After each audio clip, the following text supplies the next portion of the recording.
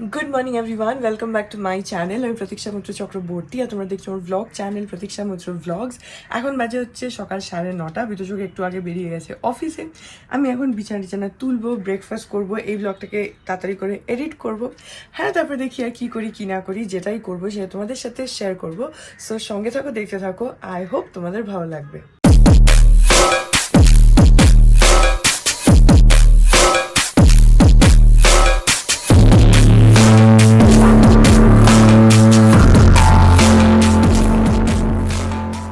এখন বাজে হচ্ছে দুপুর 2টো। আমার স্নান হয়ে গেছে, গিয়ে খাওয়া দাওয়া করি। মানিরা ওয়েট করছে। আজকে আমাদের আছে ভাত, আছে ডাল, আছে ডিমের ঝোল, এটা হচ্ছে চিলি পনির, আলু পোস্ত, আর এখানে একটুখানি সজনে ডাঁটা চচ্চড়ি, আর এটা হচ্ছে আমের চাটনি। পাপা তাড়াতাড়ি খেয়ে নিচ্ছে কারণ পাপা বেরোবে। আমি আর মানি এখন খাবো। বাই তো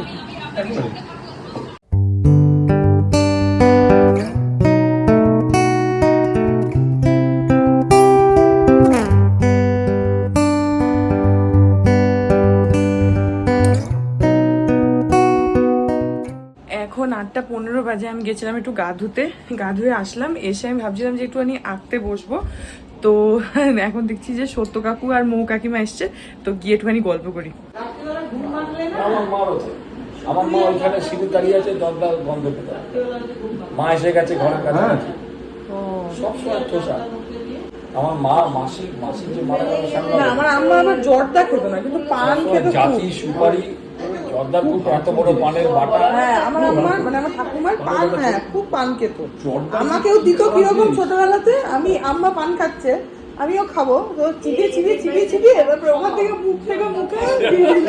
ওইটাই তখন পান খাচ্ছি, মানে তখন অনেকটাই হয়ে গেছে আর কি।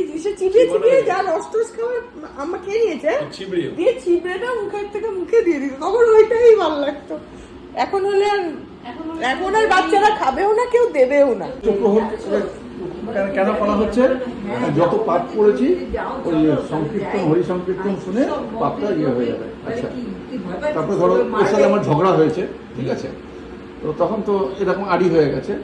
তো পৃথিবী যখন শেষ হয়ে এবার ঝগড়া দেখে কি হবে, তখন কাছাকাছি গিয়ে ও এরকম আমি এরকম ভাব ফেলুদার গল্পে ওই গানটা শুনেছি, স্কাই ল্যাব পড়বে তোমাদের সময় খুব ছিল।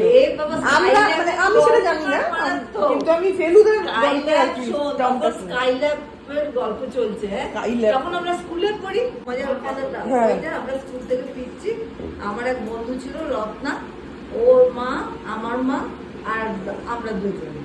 এবার আমরা দুজন একটু এগিয়ে যাচ্ছি, রত্নার মা আমাদের সঙ্গে সঙ্গে, আমার মা পেছনে। আমার মায়ের অত চিন্তা নেই, রত্নার মায়ের চিন্তাটা বেশি। এইবার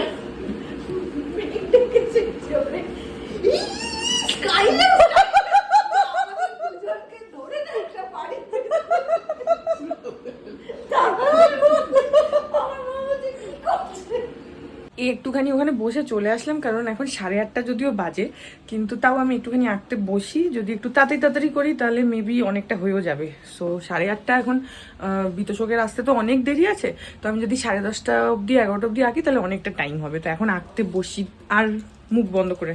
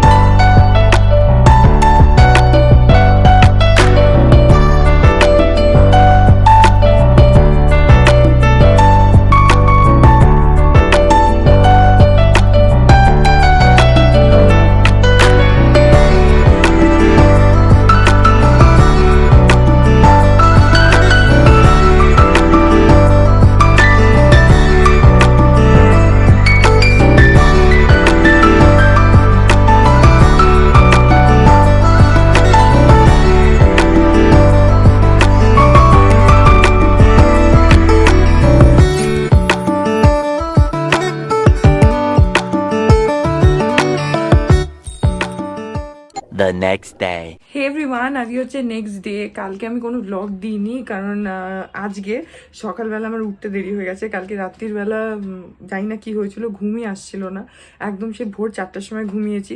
তো সেই জন্য আজকে উঠতে দেরি হয়ে গেছে, তারপরে আর এডিটও করা হয়নি। তো আমি ভাবলাম যে ঠিক আছে গতকালটা তাহলে স্কিপ করি, আজকে একসাথে দুদিনের দিয়ে দিচ্ছি। সেই জন্য বেসিক্যালি তোমরা দুদিনেরটাই দেখবে।